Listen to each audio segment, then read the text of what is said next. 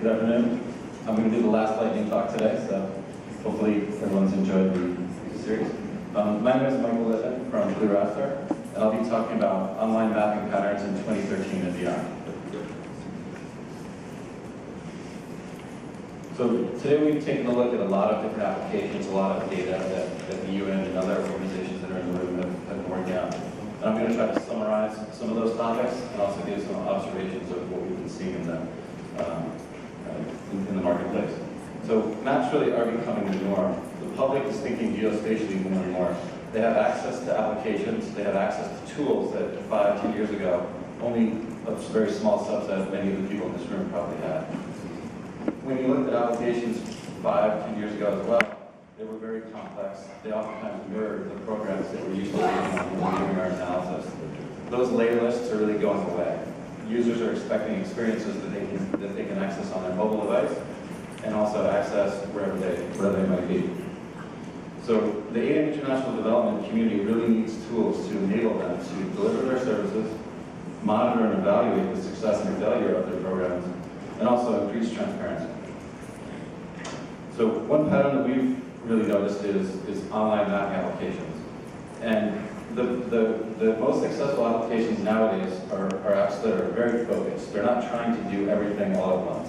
They're looking at a specific issue, and they're presenting that issue in a way that can be easily consumed.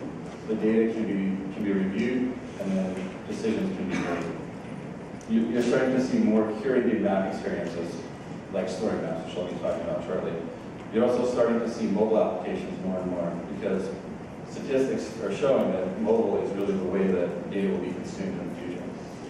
Open data APIs are a way that this data that's been gathered by organizations such as the UN and others will be made available to everybody that might be interested in using it.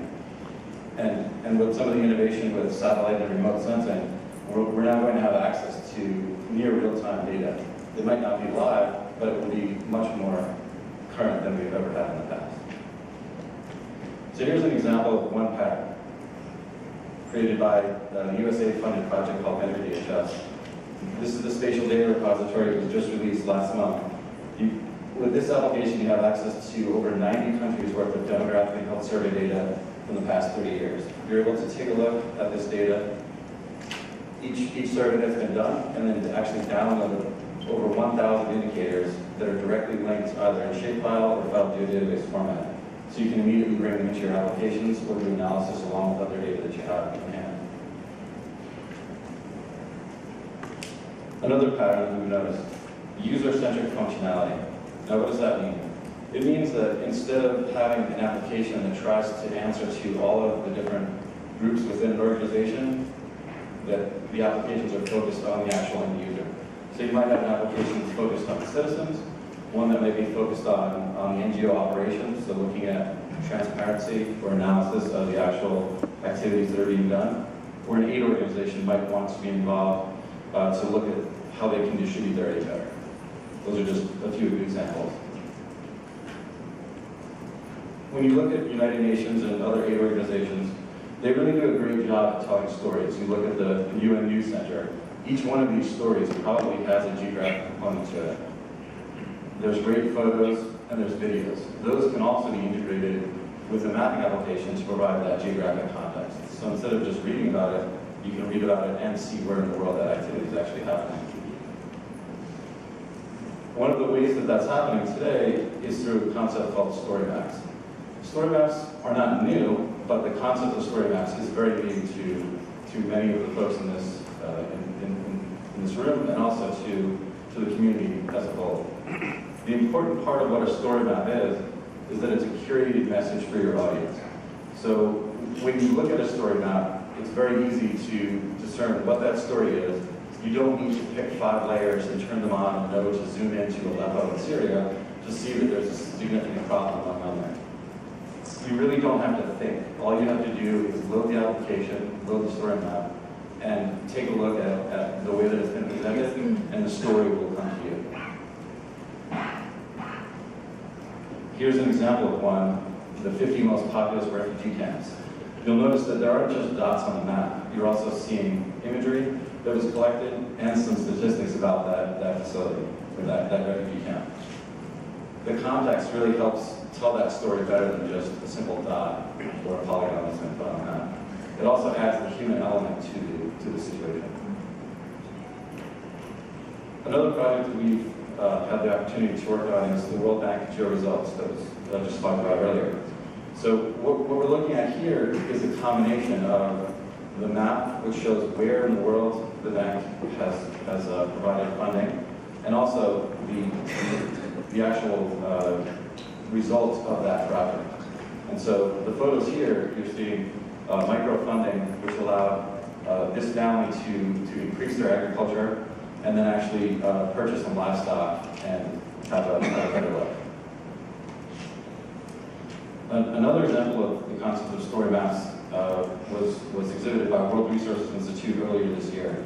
Many of you are probably familiar with the Indonesia forest fires and the situation that was going on throughout Southeast Asia.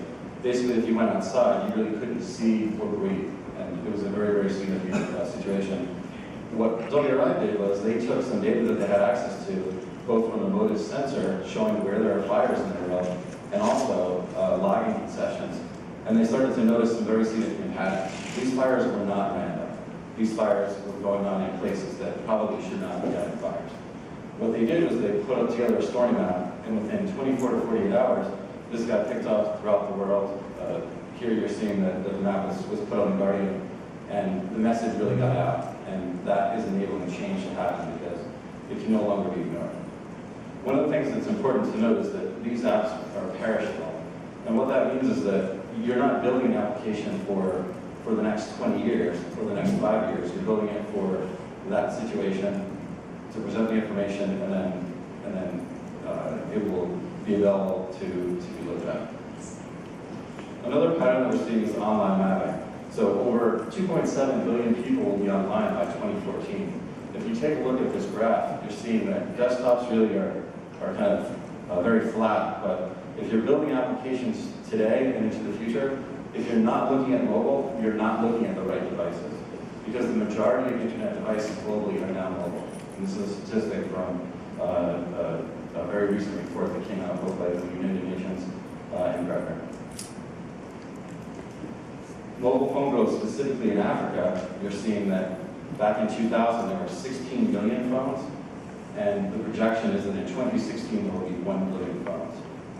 That's, as was discussed earlier, that's how information is going to be consumed, mapping applications will be consumed.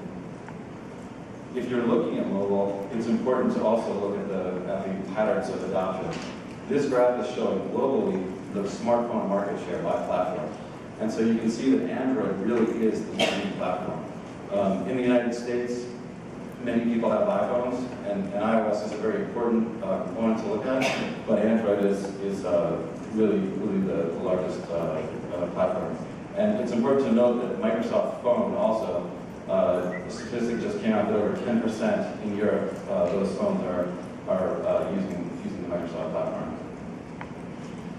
So an example of an application that we built was also for USA, the Measure DHS Mobile. And this enables all of that rich data that's available in SDR and from the Measure DHS program from the 90 countries that have been collected. You're able to look at both subnational data. It works offline, so that if you're in Africa, if you're on mission, you have access to all of that data. It's currently available on iOS and Android, and there's a Windows Phone version coming soon. We talked about crowdsourcing, and it's important to go beyond the concept of just talking about crowdsourcing, but how can crowdsourcing actually help your mission? Is your organization listening?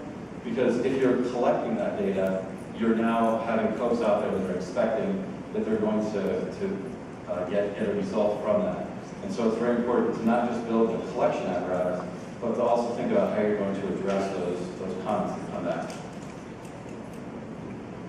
Additionally, as you're looking at building new applications, concepts like story maps and build maps quickly, it's very important to also have a plan for upgrading so that you're able to keep up with the speed of the technology.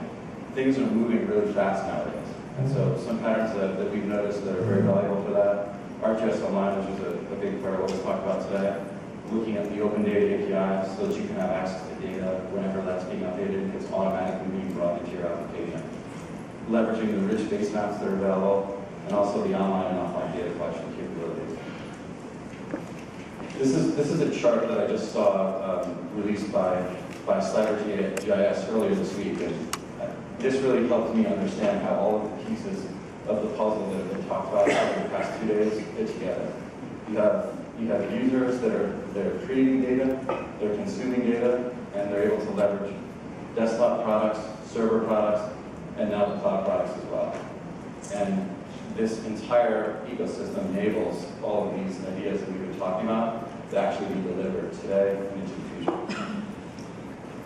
So in summary, focused online maps are very powerful tools. The world and information are accelerating at a very rapid pace.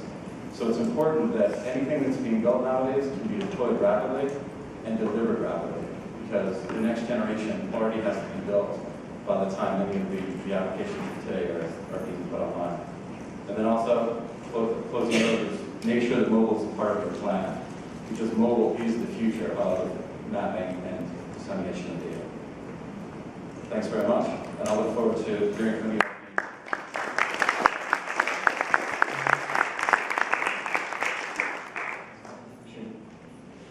Well, let's one more time. Give everyone a round of applause for the last.